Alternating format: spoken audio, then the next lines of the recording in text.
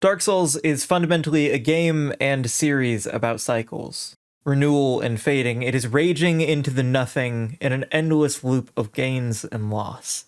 There can be no success without failure. There can be no beginning without an end. This is the tale of an undead chosen to leave their captivity and to break every weapon they should ever use along the way. It's a path that was laid out by one arachnid, a consumer of questionable things and a lovely member of the community. In so many words, the idea comes courtesy of they, so without them, the run would not have occurred, as the idea hadn't occurred to me. It is strange just how many spider-based people have welcomed into my life.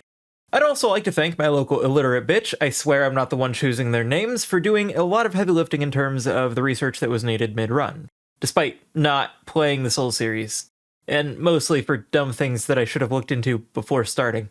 Starting out as an unfortunate thief for the Master Key, I took black firebombs for one simple reason. While I didn't exactly do a lot of testing on the matter, I'm pretty damn certain that there isn't a single class in the game that can kill the Asylum Demon in a single weapon use. I just don't think the start of the run is technically possible for what I envision. Firebombs do sort of fit that bill, but then this would just be a firebomb run, which, well, praise be the Academy, but I'd rather do something a bit more unique. Given that spells would, of course, receive the same one-use treatment, it meant that I could compromise with bombs or my hands. Given that I've already proven myself capable of beating the thing without healing or any tool to my name, I figured I'd take the harder of the two while getting back into the swing of things. The consumables, then, would remain in my inventory throughout to make sure I'd receive no boon from their acquisition. While things didn't go smoothly, I was able to defend the only point of health that matters, the one that keeps you alive. Close enough may not be great, but it is still enough. After picking up my healing for the journey ahead, because I'm just not that good at Dark Souls, I then headed out into the world proper. Now with the ability to collect items that I can actually use, I can finally begin prepping for the rest of it. It came with mixed results. See, I have some items that I could technically use, but all of them come in really limited supply. My biggest fear at any given moment was just running out of things, because how do I replenish things without, having resources to spend doing that? Of course, if you're well versed in the game, you might have a few ideas, and we're going to be exploiting a lot of them. Trying out a theory, I wanted to see if I could get the tourist demon to back his way off a ledge. While I know he can, I don't know how to goad him into getting distance from me, and I also don't know how to work the camera in these weirdly tight corners, so I gave up pretty quickly. After a quick consultation session with the internet on how to function, I leapt to progress through a skip that's frankly incredible. I love this skip dearly. Please ignore that I completely forgot how to perform it. After a quit out, though, to de-aggro my foes, I got another incredibly close call because I'm bad at games, unlocked a shortcut for later because I didn't want to have to redo the skip for the same reason as my close call, and then lured a bunch of enemies into a fire where they would breathe their last, emptying the husk that was them into an inferno that cared not for their being, only for the flesh and bone, only for the air that once filled their lungs, now ironically accelerating the boiling of their blood, fueling their own despair made reality through an unceasing flame. Technically, an option for farming souls. One that I would not take.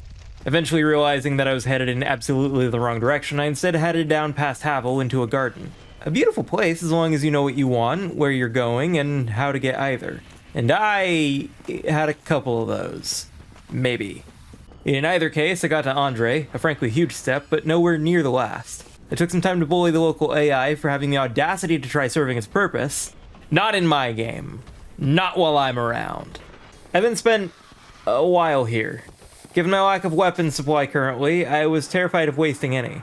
My hope was to lure the soldier in toward me, and keep the rats away long enough to, well, live. It took a lot longer than I'd care to admit to even get close to actually achieving, just walking past the guy. Wouldn't have been so bad if the run back wasn't so long and treacherous, but the closest I saw for a bit was them falling after me. After far more tries than is reasonable, I did eventually manage to lower a ladder. But this ladder would mark the beginning of the end. A vital blow against the bosses ahead. It would mean I could freely farm souls without worrying about picking up weapons along the way. By trying to drop some arrows, but choosing not to, doubling up on some menus, and using an unreasonable amount of souls, we've successfully simulated farming this for a really long time. You may look at this as cheating, and if so, fair play to you. I look at this as valuing my time enough to use in-game mechanics that the devs could have removed at any time. Having also, in my life, farmed about 1 million souls from the garden without need of a weapon in the first game cycle, I don't even feel bad. Trust me, if you think this is going to make the game easy, you know not how bad I am at menu navigation.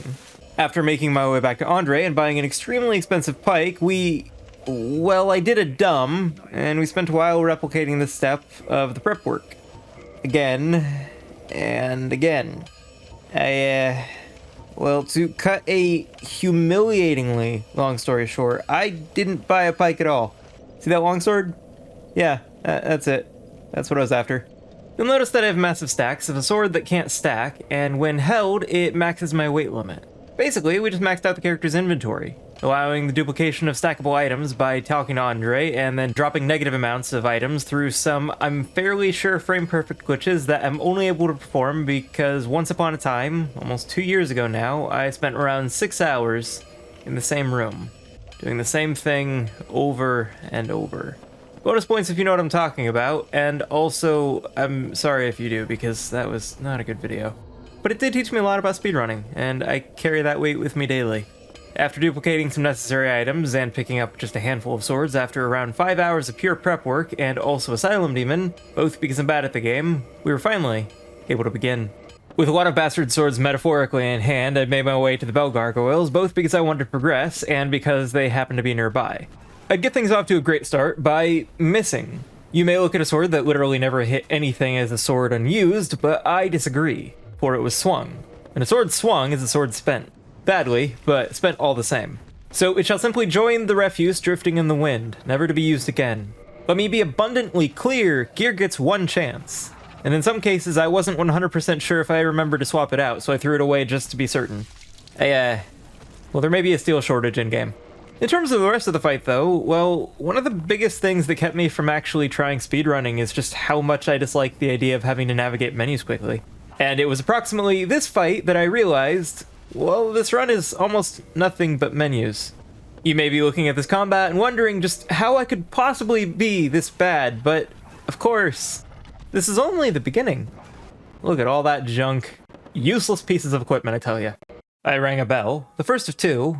All in all, could have been worse. On my way to my next target, I remembered that I had an angry gold dude to deal with. Truth be told, it was super not necessary, but I did want the option of my Firekeeper, among other issues. With him dodging so much, though, I was a bit worried about wasting swords swinging at him. I instead circled him a fair bit, tanking hits to do it, and backstabbing him with some disposable steel. If I didn't have the health, I would have admittedly died waiting. He's surprisingly nimble. Heading down through Blighttown and towards the arachnophobia warning, I say again, there will be a large and intimidating spider on screen temporarily. This is your last chance to turn around for the Quelaag fight. I found that her moveset is really slow. Like, kind of impressively slow. I would use almost exclusively heavy attacks throughout the run, which is a stark contrast to my usual light attack spam. It was rather trivial though to bait her into attacks like the Lava Vomit where she'd sit in place for a while and I could easily rush in and swing once and then run out. It's made me reflect on just how greedy I tend to get in these sorts of games. While hit and run tactics often go hard, I don't remember the windows being so large. It's almost like I spend too long standing still trying to get damage in before backing off while playing casually. Granted, a good player doesn't need to back off, but this spider genuinely isn't even difficult if you play defensively. Look at all the garbage that we created along the way though. Can you imagine using a sword that isn't blacksmith sharp? Either way, second bell down. Easy as. As for Sen's Fortress, it showcased a couple symptoms that I experienced within the run. One of the biggest being I really didn't want to use my weapons. Despite having a ton and having an endless supply of souls, each purchase requires multiple inputs. So I wasn't exactly set on buying the theoretical infinite that I could load up into my limited but also not inventory. I'm not good at navigating. I have to walk everywhere right now. I don't like going through this fortress. Running out of swords means having to walk back through here, pick up more, and then do it again. I'd really rather not. So with some good use of the environment and a lot of luck, I did eventually get through. Heading toward the Iron Golem, I could fight this ball-thrown giant to have him never respawn, but again, resources. Instead, you can simply break all of his ammo, and suddenly you're home free. Funny little tips and tricks you can pick up from your local witch if you're willing to give them a listen. Easy fight, here I come. Ah, I'm dead. Well, it was bound to happen. For better or worse, each hit was reasonably strong. Two-hand, heavy, and then swap to the next. But with how long it took to swap, and the fact that I was dealing in swords, I wasn't doing a lot of damage to the big lug, nor did I have any shot at knocking the golem over. Instead, it was a matter of whittling it down while breaking sword after sword against those gorgeously crafted ankles. Look at them. You know that if you could find a suit of armor like that in your size, or frankly full scale at a reasonable price, and could also fit it within your living situation, you'd jump on the opportunity, because Inside is a child that never truly grew up, and still thinks things like swords and armor are really cool because they are. It's not a phase, I'm allowed to like dumb things, and you can't judge me in any way that matters, because I like pointy sticks and the things that stop them, and if you don't, honestly, more power to you. Don't let my interests interfere with yours. Find people that also like the things that you do.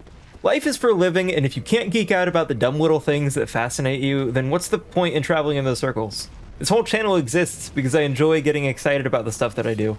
In the grand scheme of things, most would argue that there's really not some huge point to it. But there's not a point to most things. Getting bogged down with the why feels so limited. Life is too short. Love the pointy metal stick. I don't know, finger paint. Get into bird watching, it doesn't really matter. Let your random interests fuel your exploration of the time we have on this earth, and let no being, mortal or otherwise, stand in the way of enjoying it. Because you may say I'm silly, or even a fool for being a full-grown adult that's getting excited when I find 2 long paper rolls resulting in, of course, a duel to the death between friends and family. But if you should waste the time to utter those words, then I am having fun, and you are not. Get on my level, and have at thee. Also, we made it to Anor Londo. I find it weird in a sense just how much I still struggle with Sense Fortress. It wasn't as bad as my last time through, but I did perish multiple times. Here though, these raptors might as well not be an instant kill because I made it across my first try, even despite messing things up along the way.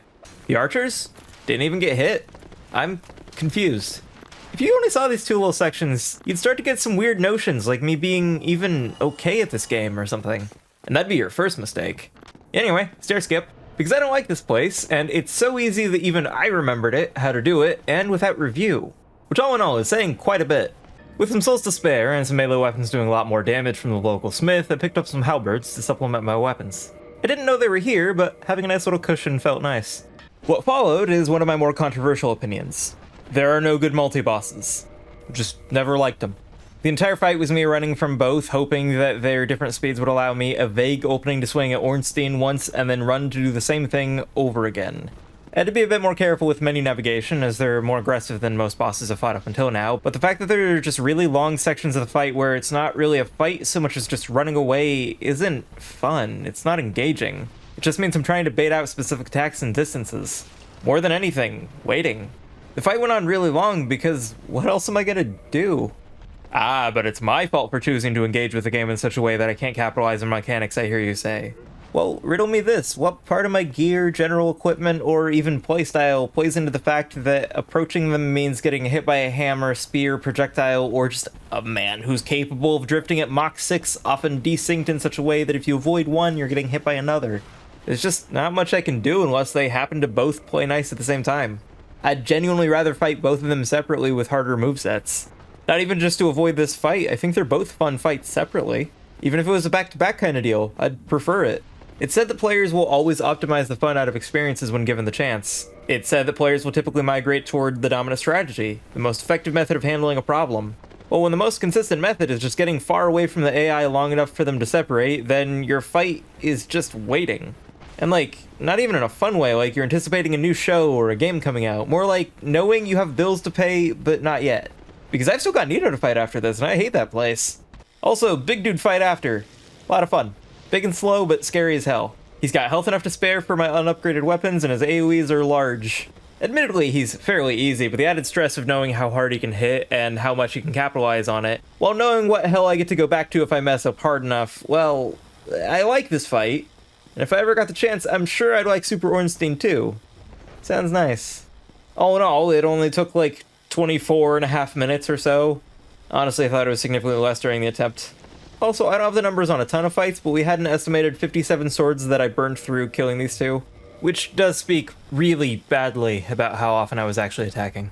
After finally getting the ability to fast travel and finding a merchant that I could have gone to ages back, I found out that I could have been doing about double the amount of damage that I was dealing. So, thanks for that, illiterate bitch. Genuinely, though, you are appreciated, but goddamn. Also, those axes I picked up never got used. This is now a Crystal Greatsword run. But worse. Combos are really nice things to have. After over 500 purchased, though, it was apparently a fine trade. Only a fine trade. The expectations of this person are friggin' wild. Because I have no sense of either direction or apparently order while searching for the moonlight butterfly because I happen to be in the area, I instead found a really aggressive dog. Looking around the map, I can't help but notice that somebody else took a similar approach to discarded weapons here. Otherwise, one of the biggest issues with Smough was just missing. The massive swing arc is potentially dangerous, but the damage is low, and the stabby bit is just a wee bit slow. It's almost like it's an earlier game fight or something. We counted around 16 total swings. Afterward, I went a relatively large way out of my way, trying not to aggro enemies rather unsuccessfully, only to find that the extra damage that I could be dealing with this fella's wares was overall minimal, and I really didn't want to deal with Blighttown to stock up. Either way, the Demon Ruins laid ahead.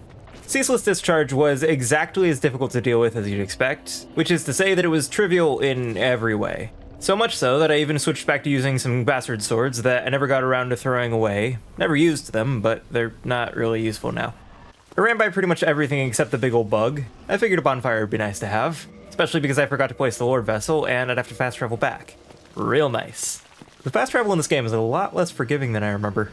While wandering aimlessly, I swear I've played this before, I'm just distractible, I had pretty much exactly the experience you'd think with the ghosts down below. I did get the key that I needed though. It was nice getting everything together, sort of clearing the way to finish the game. Changing lanes again, because I gave absolutely no thought as to how I should pace things in the moment, I went to fight the Demon Fire Sage. It wasn't exactly the same as the Asylum Demon. Frankly, it was a lot easier. Took the same number of swings as Smough. As for what would come after, I fully expected a really oversized boss that made it hard to react to things because I can't very well understand what all it was doing due to screen economy, and also a really busy design while fighting on a really limited amount of land due to maliciously wanting me to use a ring that you get from this fight, while also getting pushed into lava a lot. But that wasn't the case. I was only pushed into lava once. Despite not using rings or armor, because they follow the same one-use rule for the most part, I was able to make it most of the way through the place. Most of the way. I even got to pick up a new soul here that would make things like buying things faster. The largest consumable soul I could find. Genuinely, really nice to have, but all good things must come to an end, and I used a ring to pass through the lava leading up to the Bed of Chaos. Could it be done without? Looking back, I'm not sure. Maybe so. And if that's the case, then that's a crying shame, but I knew there was at least one other mandatory piece of gear later down the line if I wanted to beat every boss, so it hurt emotionally, but it could have been worse. Plus side here, I only had used the ring the one time for multiple ticks of damage. It feels bad. I got to the best part of the Bed of Chaos because something about sliding is still fun despite all the years that I've had to become more jaded, and it's otherwise just putting out for better positioning and hitting non-moving targets. Not really a lot else to say, except for the fact that I managed to miss, meaning this took 4 swings instead of 3. But we're not talking about that, we're moving on. After besting the easiest lord, if we're measuring purely by swings required, I figured I'd take on my least favorite. With enemies being a waste of resources, thus a waste of time, I ended up ignoring them, instead just really hoping that I didn't need a bonfire. Despite my best efforts though, it ended up working in my favor. Weird seeing my plans pan out, especially given that my plans were just don't die. And also considering I couldn't remember for the life of me where the skip here is and didn't want to look it up. I really didn't want to deal with Patches, but I also didn't want to aggro him. Human enemies are hard to deal with their incessant dodging, so I instead enlisted the aid of some local skellymen to great effect. This is more or less precisely why I'm terrified of being near NPCs and enemies at the same time, but for once it was a boon rather than a bane. Let's be real though, stumble as I may through many a hurdle, Pinwheel is seldom more than a speed bump. Boss that can be terrifying with substantially more health than is even remotely available, but with how non-threatening this fight is even under the current circumstances due to a lack of boss aggression, well, the scariest part of this fight is knowing that my inventory is full, and we'll never know what mask dropped from him. I'm sorry, but not even I'm sure. Then the Tomb of the Giants. My favorite.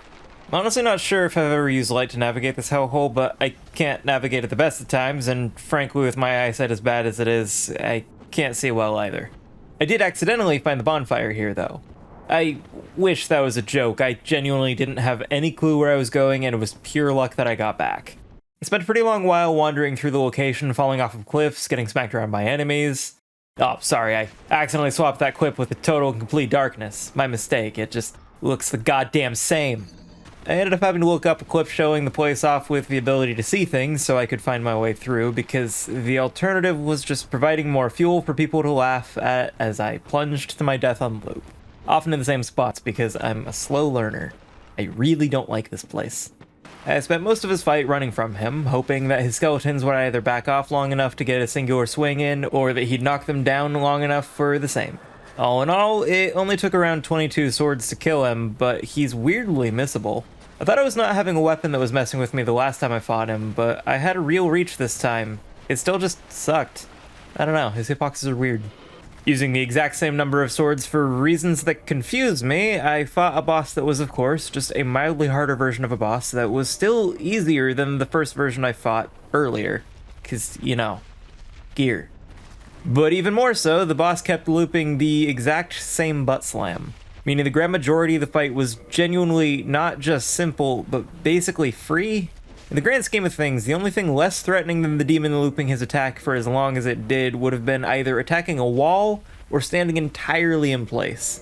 Words fail to capture how effortless things got here, as I had plenty of time to swap out my sword, move in, hit the big fella, move out, and do it all over again. Why is Dark Souls the way that Dark Souls is? After stopping in to buy a bow and some spares, because yes, bows follow the same one-use rules, I committed some grand heresy, got really lost, and ended up in an entirely different world. I accidentally went the right way and fought a big old dragon upper half because it was vaguely in the way. Not wanting to deal with everything else though that comes with this place, I used my favorite paint skip, which I also needed a refresher on. It's amazing the things that you can forget about a game. The fight that came after was pretty much just the usual, minus ever being able to see her in combat. Couldn't hit her frequently enough to have some visibility, but I could find her footprints on the ground, run into her, and when I stopped moving, it meant I had something solid to swing at. Easy enough, with around 24 swords for the entire painted world.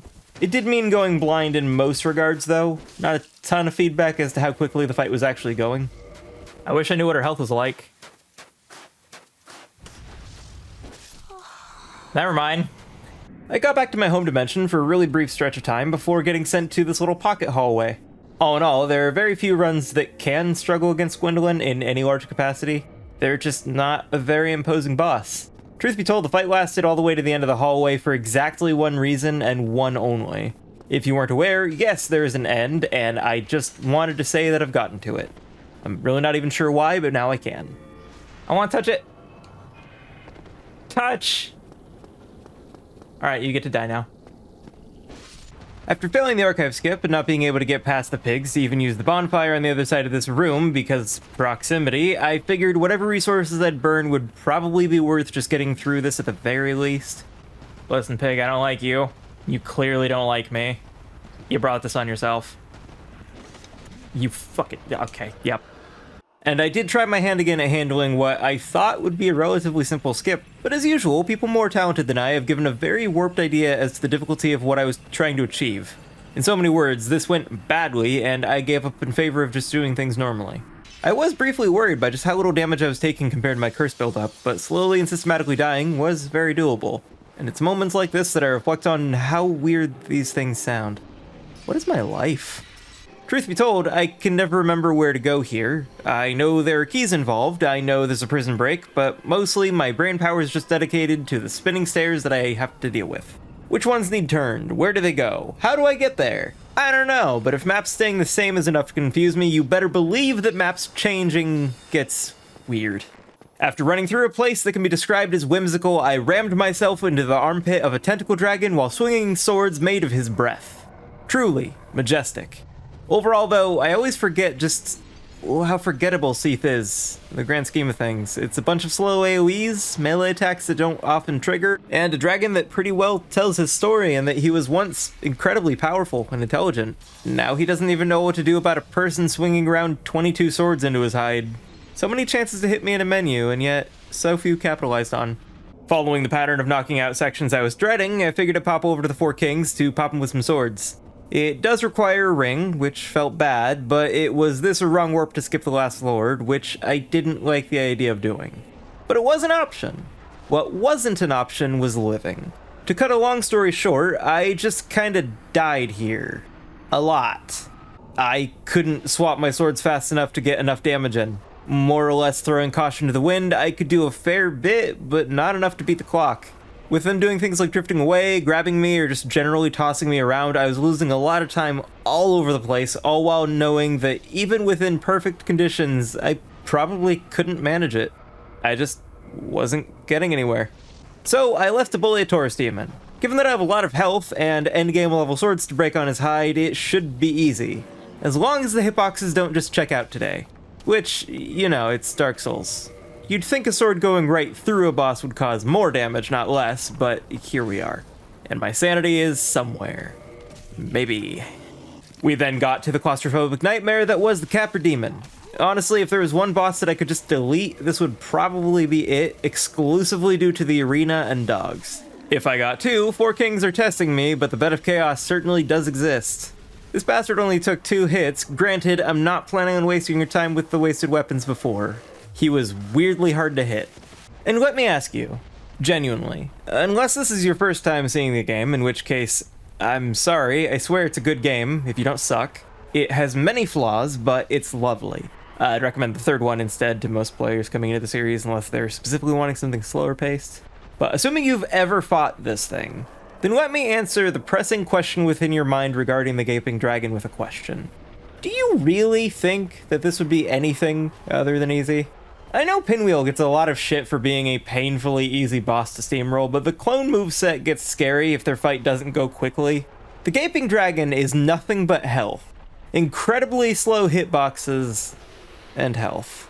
With all the other things I was able to pick up clearing out some of the other bosses, I would be able to upgrade some weapons to hit harder than ever before. Rather, significantly harder than my Crystal Greatswords even. Granted, that would mean an absolute ton of inputs to make it happen. The reason I haven't before now is just the amount of time and effort that would be required to do maybe double my current damage on the upper end of weapons. Best case, we'd be looking at like plus 14, 15 weapons for around 30 inputs per weapon. Discounting the time required to get the materials and souls, which is a lot faster with exploits, but it adds up. For the 4 kings though, well, I didn't really have another idea. Except arguably, the most effective strategy in my arsenal, the most powerful technique, the ace in the hole, the one thing I didn't want to have to do. I'm not good at many things, quite the contrary, I am approximately average in many regards. Getting good isn't on the table. A speedrunner could probably swap gears so quickly that it'd make my head spin. Run circles around me with the same concept, but me? Well, I don't need to get things done quickly. I just need to get them done. I have a pretty good idea of my limits. Sometimes that's a comfort, knowing when to throw in the towel. Other times it falls back into the age-old adage. If at first you don't succeed, you didn't use enough swords. I couldn't stop the other kings from spawning. I couldn't defend myself from them nor avoid all of their attacks in close range. Their melee is long and the arena walls are closer than you'd think. It's hard to effectively distance yourself from them, especially because you may be running into a barrier that you can't see. But it's not impossible. The ranged attacks have some really aggressive homing, and I was unsuccessful in dodging through their longer-lasting single projectiles, but I was able to distance myself and tank tactical hits as to lower the number of variables in close range. Beyond that, mercifully the AI in most of these games are built to not completely dogpile you, so around the arena we'd go, mostly waiting for one straggler. Be them the only one that was within melee range, or the only one out of it, we'd try to pick fights one-on-one and bail when things stopped being safe. It's funny. I practiced running like a coward to navigate menus this whole run, and I did get faster over time, but the end result was just that I needed to embody that fear, that caution. I needed to flee and just wait for a chance to strike. If you can't fight 4 kings, fight one when he forgets the power of friendship and leaves himself open. It was arguably the hardest fight for the whole run to manage, and fittingly, the constant waiting among a myriad of other problems made the whole thing feel like everything I hate about multi-boss boss fights.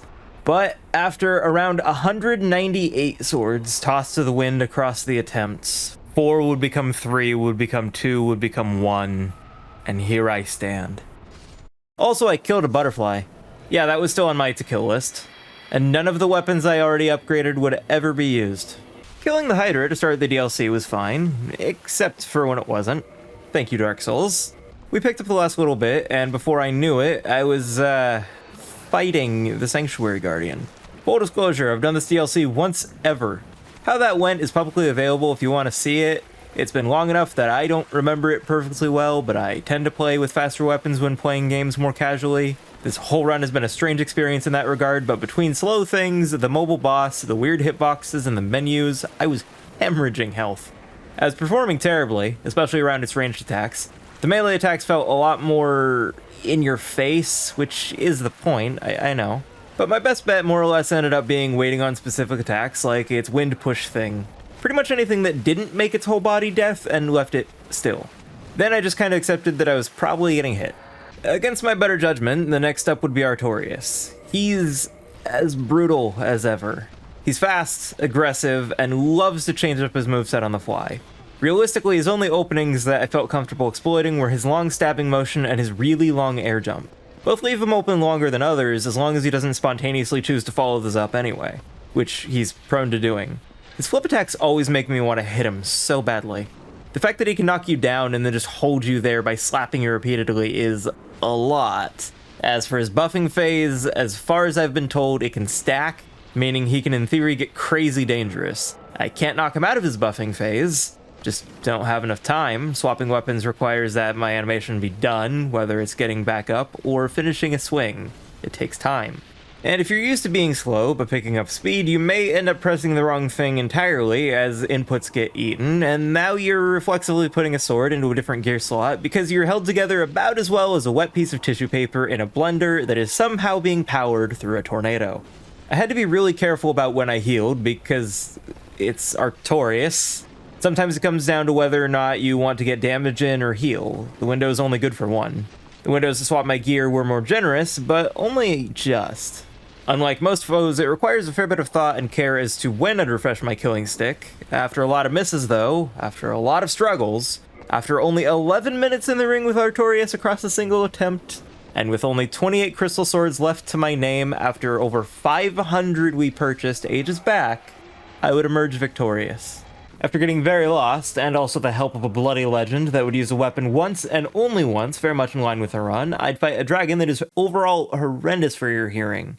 For the unfamiliar, don't look up Calameet's grab attack, and if you insist, do it with your volume as low as possible. For those familiar, I muted the game volume in the stream and recording. What I forgot to do was lower it for me. Fun times. It was honestly a lot easier than I expected though. Thoroughly unpleasant, but mostly just waiting for breath attacks. Running in, smacking. With how slow the follow-ups were, swapping wasn't bad even nearby. It was pointed out that Calameet looks like a Monster Hunter fight, and I'm not the best of hunters, but I've solo killed Fatalis. This is that, but easier. Not as aggressive, not as fast, doesn't hit as hard. I didn't even need to take it all that seriously to get through. It wasn't the only first try boss, but it was arguably the most shocking. And then there were two. The job was simple. Don't get hit. Or at least minimize getting hit. Maybe I'm making excuses for myself, but I think there's a stark contrast between an easy fight that takes longer because I didn't take it seriously, and one that, well, one like Manus. Even over-leveled, he's intimidating. He can punish overconfidence pretty badly, especially with his magic for which I wouldn't be using the item to protect myself. I don't think you can dodge that. I'm so confident I have the exact timing that you would need to dodge it if it were dodgeable. Never mind. I don't know what I'm talking about. Don't listen to me. The magic is dangerous, but if I ever wanted to get damage in, I needed to avoid his wibbly arm. It stretches, it swings, it thrashes and flails. In so many words, the best way to fight him was, unfortunately, to get good. Learning to iframe his downswings, his side swings, his little jump slam was my favorite to see. His tantrum was reason to just flee. His projectiles were either great or horrible, depending on where you were standing. On the one hand, I, like many, enjoy a comfy experience. On the other hand, there's something really fun about when a boss feels learnable but hard.